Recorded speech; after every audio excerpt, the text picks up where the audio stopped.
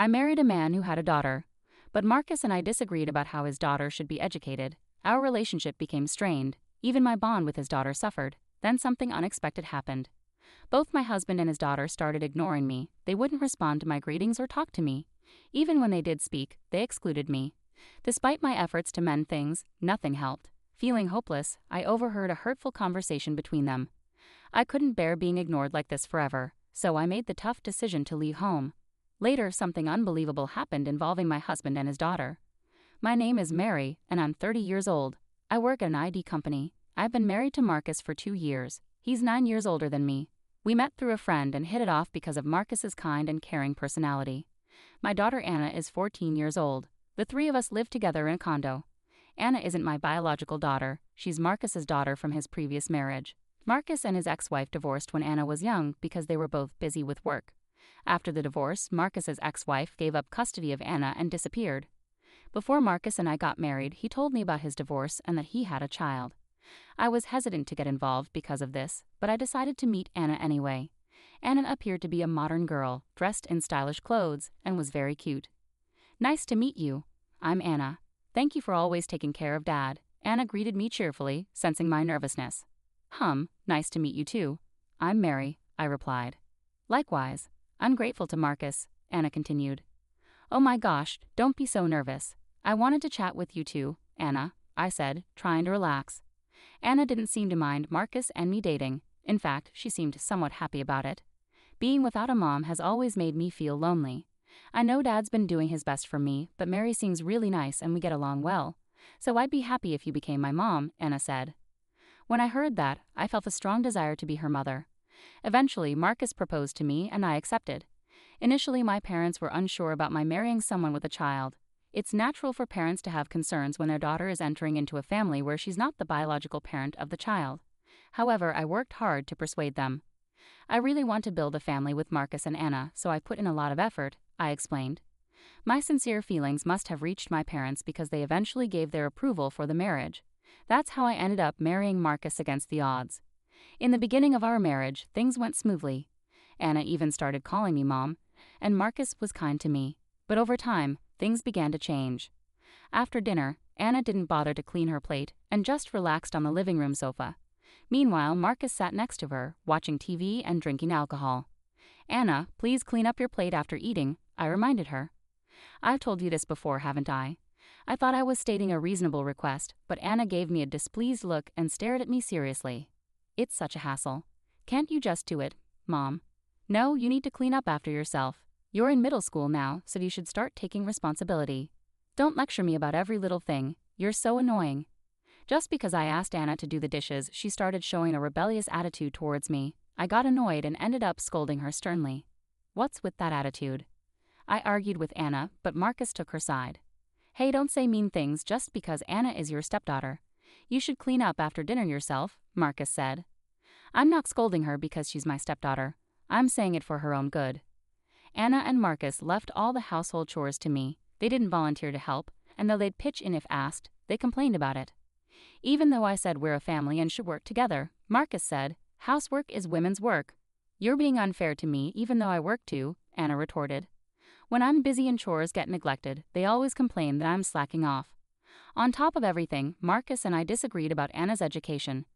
Anna, who is 14 years old and in 8th grade, is getting ready for high school entrance exams, but she spends a lot of time idle instead of studying. Anna always says, "I don't need to study hard. I can get good grades without studying much." It's true that Anna is naturally smart, so she manages to do decently in school even with minimal studying. But without studying, passing exams, especially for the private high school she wants to attend, will be difficult. It's crucial for her future success that she develops good study habits. That's why I've been encouraging Anna to study more. But Anna just finds me annoying and tells me to shut up. She rebels against my advice. When I tried talking to Marcus about it, he didn't seem to listen. "Anna will be fine. She's smart and reliable. Nagging her like that will only demotivate her," Marcus said. "Don't say things like that. High school will be much tougher for her. If she's going to a private school, it's even more important for her to understand the importance of studying." "Shut up. You're not her real mother, so don't act all high and mighty." "Have you become more unpleasant since before we got married?" "We've argued a lot about Anna's education, and it's strained our relationship. Lately, Marcus has been spending more time away from home. He says it's because of work, but I wonder if he's avoiding me. My relationship with Anna has also gotten very tense. Her rebellious attitude makes me feel sad. I think about divorce sometimes, but I can't decide.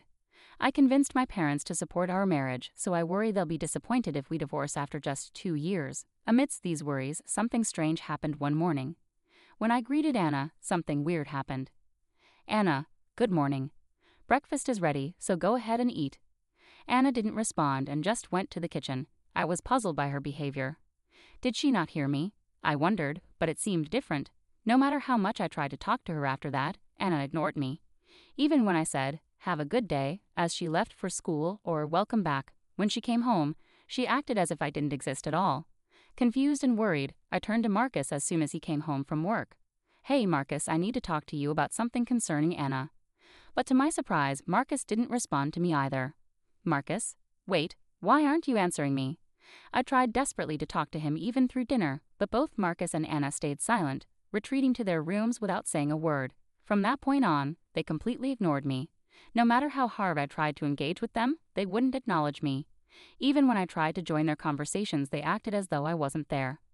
I took on all the household chores and tried to get their attention by making their favorite meals, but nothing seemed to work. Doing everything alone while also working slowly wore me down. On weekends, Marcus and Anna started going out to eat together more often, leaving me behind.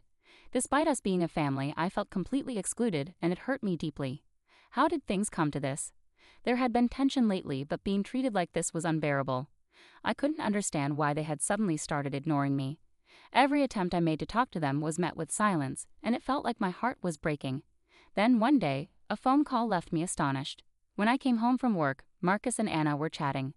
Anna said something that shocked me. "Mom is so naive, lol," making a disrespectful comment about me. She proudly said, "We ignored her on purpose, and it worked. Dad and I just acted like she wasn't there, and she ended up doing all the chores without a fuss. We should have ignored her sooner." Dad agreed, plus she's earning our living and keeping the house in order. She used to be cheeky, but lately she's been quieter and more helpful. It's really working out well, lol. I'm starting high school soon and need money, so Mom will have to work harder. LOL. Life is so comfortable now that we're just ignoring her. LOL. Laughing loudly, my husband and daughter were having this conversation, joking about how she was originally hired as a housekeeper. When I overheard them, I lost my patience completely. I'll never forgive them. They'll both pay for this. The next morning, after getting ready, I greeted Marcus and Anna, but as usual, they ignored me. Anna even clicked her tongue. After they left, I packed my things and left the house. When I unexpectedly returned later that day, my family was surprised. But when they heard what had happened, they were supportive. "You can stay as long as you need," they assured me. My parents sympathized, saying it must have been so tough. Their concern made me want to cry. Despite urging my parents to accept Marcus in the first place, I expected blame, but they cared more about me than anything else. A few days later, Marcus called me in a panic while I was relaxing at my parents' house. When I answered, annoyed, he immediately started shouting, "Where the hell are you? How dare you, as a mother, gallivant around like this? Aren't you ashamed? Get back home right now." I couldn't believe he was yelling at me like this, especially after not hearing from him for so long. Fed up, I told him firmly, "No, Marcus, I'm not coming back. I'm divorcing you. I can't deal with you anymore." "What? What nonsense are you talking? Stop acting like a child just because I ignored you for a while. We're not getting divorced," he insisted, probably because he didn't want to lose the help around the house. But then I dropped a bombshell. "No, we are getting divorced because you're cheating, aren't you?" That call I received earlier wasn't from his work, it was from his mistress's husband. Marcus hadn't been working late, he'd been meeting his lover. When he and Anna went on vacation, he was out to dinner with someone else. During their conversation, I overheard something unsettling. "Dad's lover, she's beautiful and pretty. I wish she was my mom so I could brag about it to everyone at school." "I agree with you, but she's married. Besides, I can't have her doing housework. Her hands are too beautiful. Housekeeping is for someone simple like Mary." Marcus never imagined I knew about his affair. I hit him with another bombshell. "I'm filing for divorce and demanding alimony. I've also sold our apartment. You need to leave." The apartment where we lived was bought by my father before we married and was in my name. So I hired movers and secretly moved all my belongings to a new place. After we left, I sold the old apartment and bought a new one for myself, with my father's support. I also sent Marcus and Anna's things to his parents' house with a letter explaining everything. They had nowhere else to go now that Marcus's brother's family lives with their parents and he's estranged from his father. On top of it all, he was cheating, which will likely lead to him being disowned by his family. Marcus, feeling trapped, desperately begged for forgiveness over the phone. "I'm sorry. I got carried away. I love you, Mary. Please forgive me." He apologized sincerely, but forgiveness wasn't something I could give him. I tried so hard to build a real family with them. I scolded Anna because I was worried about her future. I argued with Marcus because I wanted us to think about our daughter Anna together as a couple. But Marcus and Anna ignored me and hurt me over trivial reasons, like wanting an easy life or having things their way. I can't live with people like that anymore. You and Anna don't want a family, you just want a maid to boss around whenever it suits you, right? I've tried to make a family with you, but it's been a painful experience.